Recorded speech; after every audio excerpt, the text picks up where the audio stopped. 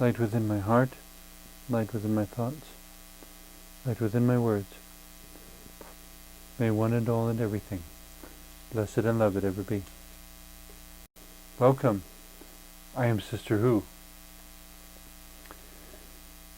So often in this age of television ratings and sensational performances and headline-grabbing headlines that absolutely grab your attention, this competitive sort of societal dynamic, I guess, where everything's about getting attention, everything's competing for greatness, everything wants to be on the pedestal. Look at me most. And there's a sense in which I can understand the whole look at me sort of call, because we all long to be seen. But it doesn't have to be competitively. There's an interdependence between all things, that in my doctoral studies, I had to bring out this terminology because I found so many people seem to have completely overlooked it. It's as if people didn't understand that on one hand we have what I call narcissistic individuality, that which the individuality which is selfish, and it's more than just selfish. It's sometimes it doesn't even look selfish, but it's the person whose individuality becomes the definition, the outline of their world, to where what they really need to do is to stop for a moment and consider what life is like for somebody other than themselves. How does daily life look to someone living in India? How does daily life look to someone living in Japan, in South America, in Scandinavia? What does daily life look like? How do families members treat each other in those countries? How is communication done? I was told one of the reasons we have so many expert musicians coming from Asia is because they use tonal languages. And in some of the Asian languages, the pitch at which you say a word sometimes changes the meaning of the word. It would be like saying apple, apple, apple, and all three of those being three different words, simply by what pitch you say the word. In English, of course, apple means apple, no matter what pitch you say it at. But when you grow up with a language that focuses on pitch so much, it makes your ears much more attentive to whether you're on pitch or off pitch. And so when they address music, of course, they have a natural, well, not a natural aptitude, but an aptitude that has already been nurtured by their own native language, where with English we don't have that. In any case, getting back to the interdependence and the way our context empowers us sometimes. There's this push because of capitalism and our whole market system to be the best. And I don't know that, for me, that it's so much about being the best as simply doing what you can, expressing your creativity in the wisest and most beautiful way you can, and learning as much as you can every step of the way, so that you never stop learning and say, oh, I'm there, I've arrived, I'm the definition of what everyone's supposed to be. That would be stagnation. It would basically tell everyone to stop and go no further, when in fact, for hundreds, even thousands of years, we keep marching forward and discovering more and more new things and more possibilities and more ways of playing music and more musical instruments than we knew existed. And it just never has to end. And in a sense, all this diversity around us gives us infinite opportunity to keep expanding and to keep learning and keep developing. And to me, that's incredibly exciting, but of course there's never enough time in anyone's life to cover it all. I could live to be 900 and still not run out of things that I would like to learn and instruments I would like to be able to play and so forth. But it's not about because I believe each of us is a care package from God, it's not about the mastery so much as it is about the participation. That's why I often say the value is not in the skill, it's in the participation. What makes something truly valuable is that you got up and you participated. You didn't just sit there watching someone else do it, but you actually got involved and got in the game and tested your limits, but also worked to expand your limits and to do even more than you could before. As much as a performance may be more harmonic, more perfected through lots of practice, and there's certainly no reason to shy away from that. What makes the performance truly valuable to me, and I think what can make the performance truly valuable to each individual is simply participating in it. That it's something in which we involve every aspect of our being. We involve our minds, our hearts, our bodies, and we do our very best, and we try to do even better than the last time we did it, to see if we can keep raising the bar for what is our best. And that all happens on a personal level. On a societal level, we can rejoice in each other's participation without insisting that each other be the best, or even suggesting that because you didn't win the race, you deserve to be ignored. That the only ones we pay attention to are the winners, rather than how many people ran and how many different people ran and how many people ran for different reasons. And I saw this remarkable story of a woman on television once who was severely overweight and not only managed to lose the weight and get in good shape, but she even went on to run and to finish the Boston Marathon. The transformation from who she was before to who she was at the finish line was incredible. And I thought she deserved a winning medal far more than the person who finished the race first, because she had accomplished so much more to get to where she was. And ultimately, it wasn't about, and in my opinion, it's not about who won the race, who won the Boston Marathon. It's about everyone who had the determination and the self-discipline to run in the race at all, to get up and do what they could, to be part of what was happening. And I think in some ways it's through talking with all the people who didn't come in first and hearing, so what's your reason for being here today? What's your reason for being here today? And seeing how many reasons there were and what some of those reasons are, and maybe they're running in memory of somebody. Well, tell me about that person. And through common everyday people, simple ordinary people, whatever ordinary means, finding that even the most ordinary is magical, that even the most common is a treasure. And why didn't we see it before? Well, I guess we didn't take the time to ask. So let's start today and take the time to ask. Thinking about this, how each of us in our daily lives can be a light, can be an inspiration, can be the one to say, whoever you are, whoever and whatever you are, it's okay. Just be the most beautiful, wonderful example of that you can be. If you're, if it's about orientation, if it's about gender, if it's about ethnicity, if it's about a vocational choice, a shopkeeper, an engineer, a typist, whatever.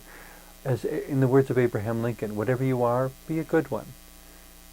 And don't think that because somebody else has labeled you common or ordinary, that you are there for that reason unimportant.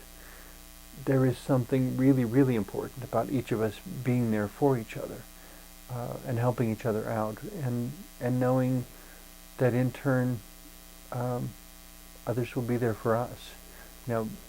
The popular phrase that's come around the last 10 or 20 years of paying it forward. The idea that we invest in each other in order to create a world in which there are more blessings to go around. With my perpetual fondness for metaphors and symbols, I tried to take all this understanding and roll it into a song, and what I came up with was simply a song called Flowers. And in some ways it's a very simple song, and yet it seems to be one that people enjoy. When I recorded it on one of my albums, the gentleman who was doing the recording actually said he thought it needed an echo on a part of the chorus, and unfortunately he's not here with me today to do the echo, but on the album he did, because I said, well, if you hear music there, I'm perfectly okay with you adding your contribution to this album. And so he got to add his voice to the song because of some beauty he heard in it that I wasn't singing, and he heard it in his head, so he got to sing it into the recording. And I was blessed and thankful for his contribution. And I think that's the same kind of gift we can each give to each other. You know, that I'm not here to tell you what your life should be. I'm simply here to add whatever I can to your life being able to blossom as beautifully as possible. And hoping, or trusting, I guess, by doing that, that we will find an ability, with the help of others, to blossom also, and to bring out the very best and most beautiful things within us, even if on first glance they seem to be rather simple things. In any case, the song Flowers.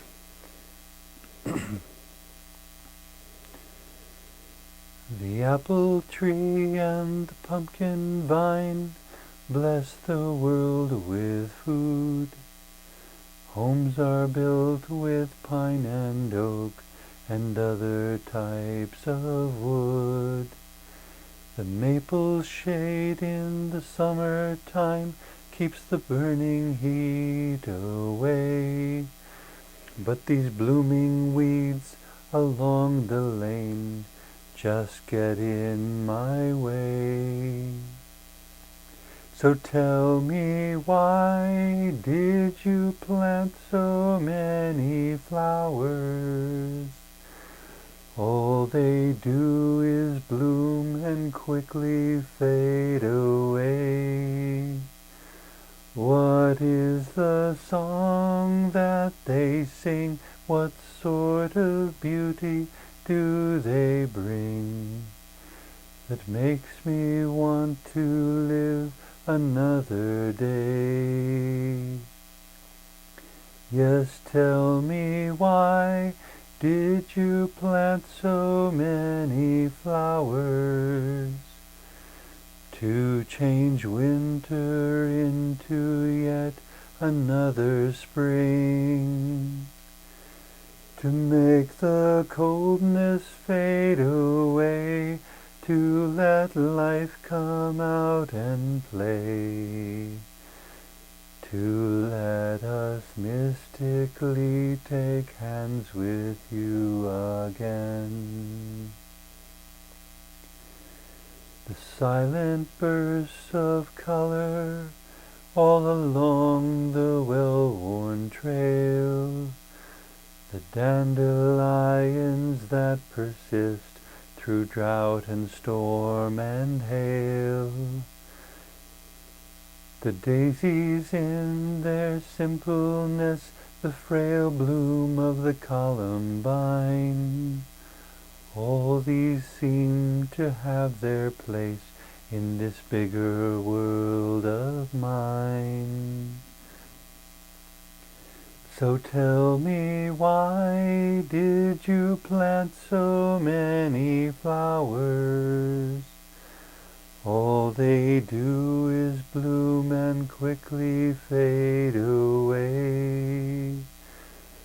What is the song that they sing? What sort of beauty do they bring that makes me want to live another day. Yes, tell me, why did you plant so many flowers? To change winter into yet another spring, to make the coldness fade away, to let life come out and play, to let us mystically take hands with you again.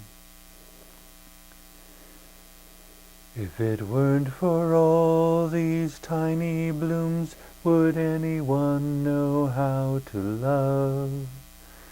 Would beauty be a mystery and not a blessing from above? Would kindness be as scarce as rain in a year of harshest drought? Would all that makes life bearable be things we do without? So tell me, why did you plant so many flowers? All they do is bloom and quickly fade away. What is the song that they sing? What sort of beauty do they bring that makes me want to live another day? Yes, tell me, why did you plant so many flowers? To change winter into yet another spring, to make the coldness fade away, to let life come out and play, to let us mystically take hands with you again.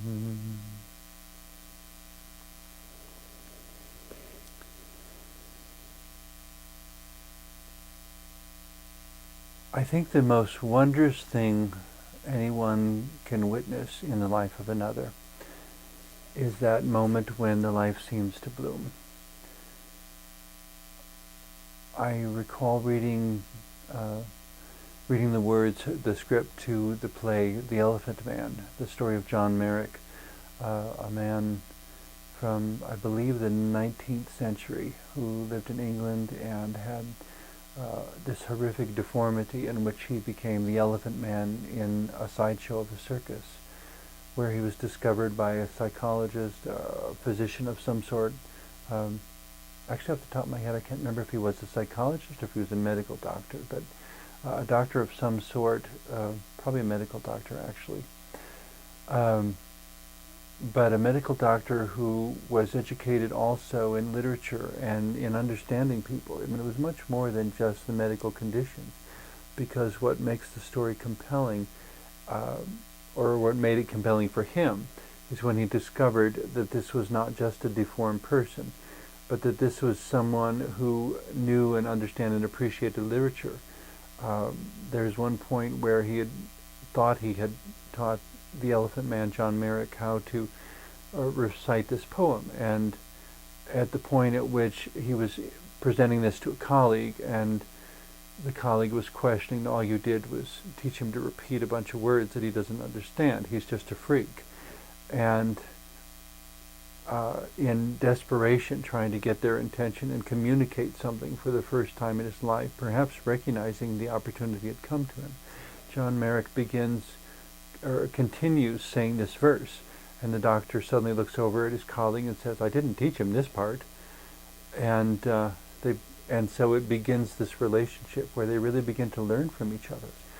And the play comes to this climax where he goes to the theater and has previously met the actress in this production, and after the production is concluded, and he's sitting up in a box on the second level watching the play, and the actress comes out from behind the curtain and gives this speech about this man who has inspired her, because he has to live with being an anomaly and being ostracized by people because of how differently he looks.